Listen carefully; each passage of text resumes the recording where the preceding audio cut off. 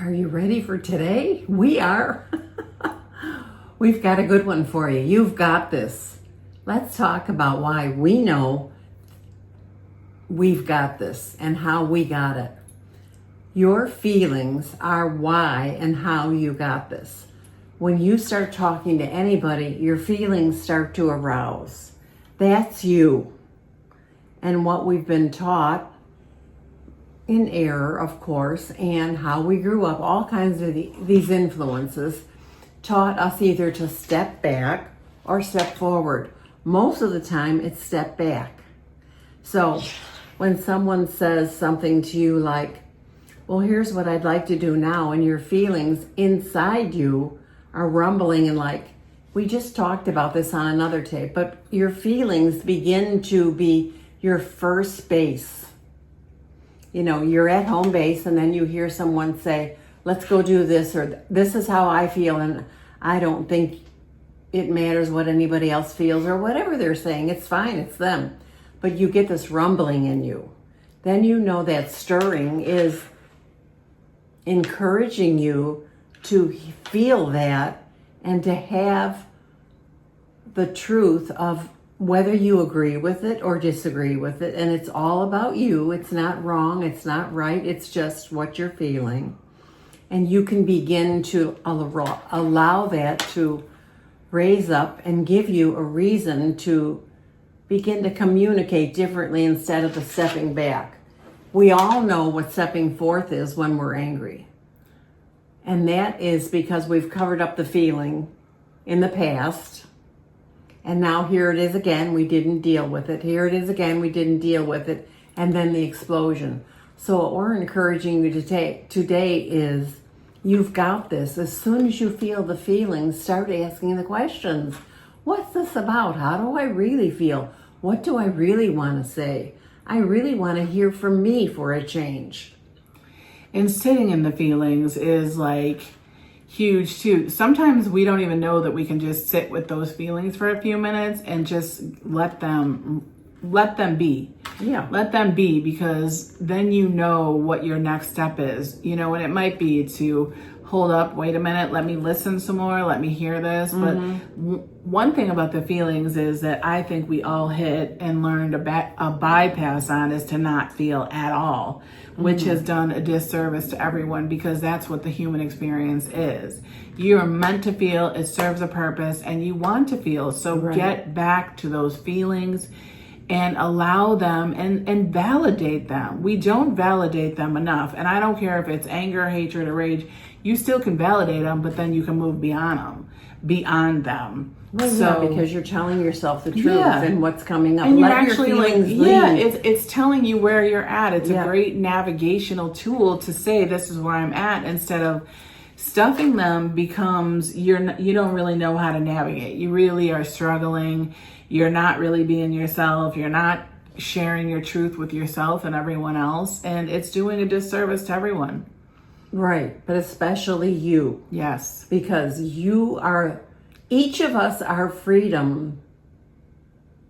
How do I want to put that? Each of us have our own freedom. And as we speak, we allow others to be free. It's contagious. Yes. Because then they know if you are speaking, then they get to speak. If you have something to say and it's authentic and getting more and more authentic, it draws out their authenticity. So we just find it as we're all connected and it's all energetic. So everyone's feeling everything anyway. Right? Mm-hmm. So it's like, just feel it and be with it. And from there you can heal it. From there you can speak up but it all begins and starts with us, and it's fun to actually play with, because if you're happy and laughing, you can be in your car happy and laughing, and you can look at the next person and they'll start laughing, right? They'll at least smile, right? So it's all energetic and it's all frequency that everyone's picking up on everyone's vibe anyway. So let the vibe be whatever it is. Exactly, because the caveat in that is there is no shame, no blame, and no guilt. So when you remember those three feelings, They are not from God. They are not from within you. They're not from spirit within you. Whoever you are and wherever you are, those are man-made words. They are not from the Creator who loves you dearly and thinks of you always fondly and accepting.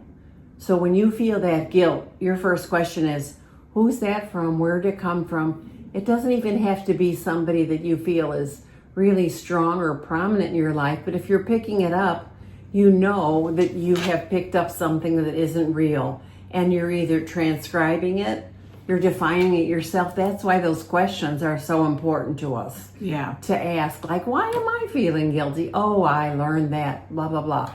Why am I feeling shamed? Oh, blah, blah, blah, blah, blah. You know, but the thing is, when you get past those three, which are not true, then you begin to ask yourself different questions, as in, again, what would I like to do? What do I really want to feel? Or what do I feel when we brush that aside? Yeah. Yeah, and just giving yourself grace for that. And sometimes you have to look at that. Maybe there is some forgiveness in there. Maybe there isn't some forgiveness in there. You don't have to go insane, but you do want to keep feeling and acknowledging and allowing, because the guilt, shame, and blame is not serving you in any way, Right. unless you so choose, right? That's the whole point, is free will and free choice. But we're saying step into the truth of who you are and live from that place. Right. And when you feel the guilt, we're not saying get out the encyclopedia and do a work. Just say, why do I feel that way? And we're positive you will get an answer with, oh, I learned that, blah. And then it's over. Yeah. And they did what they know to do. And it's not blaming anybody either. We can't say, here's Sandy and Audra, and say, forgive, blame, but I can't forgive me. Once you forgive you can't blame them either. So you see how that all comes to the center of truth for both of us, and you're always freeing people when you want to, starting with you. Yes, that is the key. It starts and ends with you, and that is the biggest freedom ticket. It is. And I wish I would have known that long ago, instead of always looking outside myself, always trying to people please, overgive, hoping I'd find myself, through everyone else. And when I actually turned the mirror on myself, I was like, oh my God, this is a whole new game in town. It is. And it might look a little funny. It might feel a little funny. It might feel different.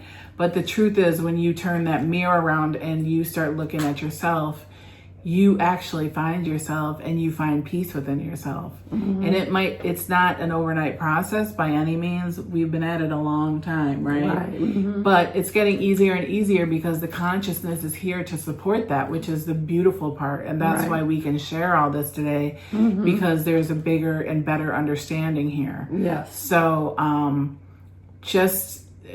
the ticket is really look at yourself first, and you'll find the answers that you're searching for outside yourself, because that's just a no-win situation. But the winning ticket is look in the mirror. Exactly.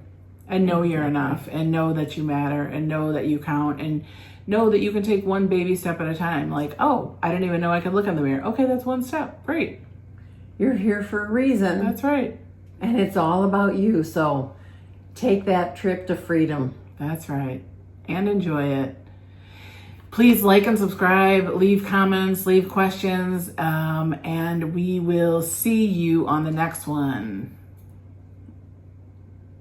Live bold.